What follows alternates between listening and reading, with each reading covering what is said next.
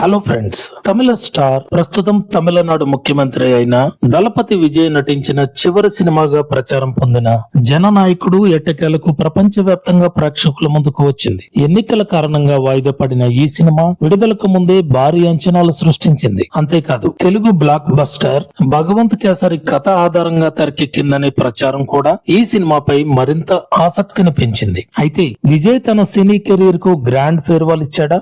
వినోద్ చేసిన మార్పులు వర్కౌట్ అయ్యాయా? తెలుగు ప్రేక్షకులకు ఈ సినిమా ఎంతవరకు కనెక్ట్ అవుతుంది? ఈ వీడియోలో పూర్తి వివరాలతో తెలుసుకుందాం. సినిమా కథ విషయానికి వస్తే, డిఎస్పీ అమరీష్ పుజారిని హత్య చేసిన కేసులో జీవిత ఖైదు అనుభవిస్తున్న పోలీస్ అధికారి దళపతి వెట్రికొండన్ పాత్రలో విజయ్ కనిపిస్తాడు. జైలులో ఉన్నప్పటికీ అతని నిజాయితీ, మంచితనం కొత్త జైలర్ ను ఆకట్టుకుంటాయి. అతని సహాయంతో తల్లిని చివరిసారి చూసే అవకాశం దక్కుతుంది. అనంతరం స్వాతంత్ర్య దినోత్సవ క్షమాభిక్షతో వెట్రి విడుదలవుతాడు.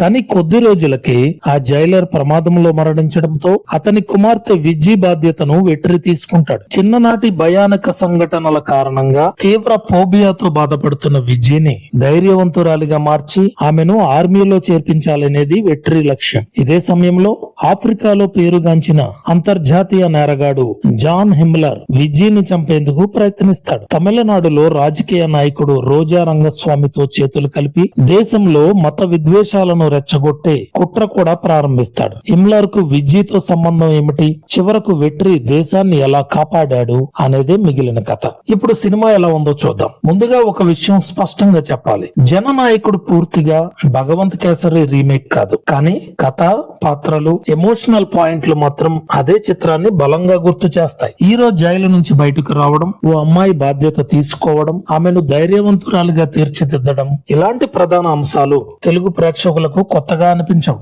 అయితే దర్శకుడు వినోద్ అసలు కథలో రాజకీయ కోణాన్ని భారీగా జోడించాడు. ఈ వెర్షన్ లో మహిళా సాధికారత కంటే రాజకీయ వ్యవస్థ, అవినీతి, ప్రజాస్వామ్యం, సామాజిక సందేశాలపైనే ఎక్కువ ఫోకస్ పెట్టాడు. ప్రత్యేకంగా సెకండ్ హాఫ్ మొత్తం విజయ్ రాజకీయ ఇమేజ్ కు తగ్గట్టే సాగుతుంది. అభిమానులు థియేటర్ లో విజిల్స్ వేయడానికి చాలానే ఎలివేషన్ సీన్లు ఉన్నాయి. పంచ్ డైలాగులు, మాస్ ఎంట్రీలు, హీరోయిజం, ఇవన్నీ విజయ్ అభిమానులకు మంచి ఫీస్ట్ లా అనిపిస్తాయి. కానీ సాధారణ ప్రేక్షకుల విషయానికి వస్తే కొన్ని రాజకీయ డైలాగులు కథను స్లో చేస్తాయి. మరికొన్ని సన్నివేశాలు బలవంతంగా పెట్టినట్టుగా అనిపిస్తాయి. ఇక బాబీ డియోల్ పాత్ర విషయానికి వస్తే అతని బ్యాక్ స్టోరీ సినిమాకు కొత్తదనం తీసుకొచ్చింది. అంతర్జాతీయ నేరగాడిగా అతని ప్రెజెంటేషన్ బాగుంది. హీరో విలన్ మధ్య జరిగే కొన్ని ఎత్తుగడలు కూడా ఆసక్తిని పెంచుతాయి. అయితే అదే సమయంలో అసలు కథలో ఉన్న ఎమోషన్ కొంత తగ్గిపోయిన ఫీలింగ్ వస్తుంది. ఇక క్లైమాక్స్, రోబోలు, డ్రోన్లు, భారీ action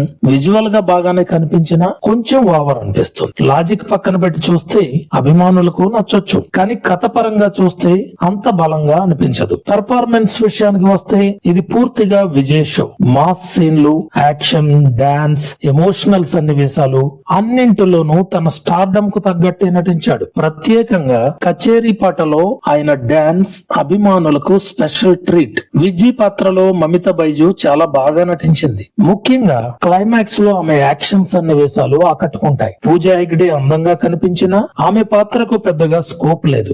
Bobby Deol stylish villain గా బాగానే ఆకట్టుకున్నాడు. ప్రకాష్ రాజ్, ప్రియమణి, గౌతమ్ మేనన్, రేవతి, సునీల్, నాజర్ తమ పాత్రలకు పూర్తిగా న్యాయం చేశారు. టెక్నికల్ గా చూస్తే మాస్ సీన్లలో బీజిఎం మంచి హై ఇస్తుంది. సత్యన్ సూర్యన్ సినిమాటోగ్రఫీ చాలా రిచ్ గా ఉంది. ప్రొడక్షన్ వాల్యూస్ ప్రతి ఫ్రేమ్ లో కనిపిస్తాయి. నిర్మాణంలో ఎక్కడా రాజీ పడలేదు. అయితే ఎడిటింగ్ ఇంకాస్త షార్ప్ గా ఉండాల్సిందే. కొన్ని విజువల్ ఎఫెక్ట్స్ కూడా సహజంగా అనిపించవు. దర్శకుడు వినోద్ విజయ్ రాజకీయ ఇమేజ్ కు తగ్గట్టుగా కథను మార్చినప్పటికీ అసలు కథలోని భావోద్వేగాన్ని అదే స్థాయిలో నిలబెట్టలేకపోయాడు. మొత్తంగా చూస్తే జననాయకుడు విజయ్ అభిమానులకు మాత్రం ఖచ్చితంగా నచ్చే సినిమా. మాస్ ఎలివేషన్స్, యాక్షన్, రాజకీయ డైలాగులు, Anirudh BGM, Vijay screen presence ఇవన్నీ అభిమానులను అలరిస్తాయి. కానీ భగవంత్ కేసరి చూసిన తెలుగు ప్రేక్షకులకు మాత్రం కథలో కొత్తదనం చాలా తక్కువగా కనిపిస్తుంది. ఎమోషన్ కంటే రాజకీయాలకే ఎక్కువ ప్రాధాన్యం ఇవ్వడం, కొన్ని లాజిక్ లేని సన్నివేశాలు, అతిగా అనిపించే క్లైమాక్స్ సినిమాను పూర్తి స్థాయిలో ఎలివేట్ చేయలేకపోయాయి. ఫైనల్ గా చెప్పాలంటే జననాయకుడు ఒక commercial political action entertainer. Vijay అభిమానులకు ఫుల్ మీల్స్, సాధారణ ప్రేక్షకులకు మాత్రం ఒకసారి చూడదగ్గ సినిమా. ఈ సినిమా మీరు చూసారా? మీ రేటింగ్ ఎంత? కామెంట్ లో తప్పకుండా చెప్పండి. ఇలాంటి సినీ రివ్యూలు, బాక్స్ ఆఫీస్ అప్డేట్స్, సినిమా విశేషాల కోసం మూవీ సెంటర్ ఛానల్ ను సబ్స్క్రైబ్ చేయండి. వీడియో నచ్చితే లైక్ చేసి మీ ఫ్రెండ్స్ తో షేర్ చేయడం మర్చిపోవద్దు. ధన్యవాదాలు.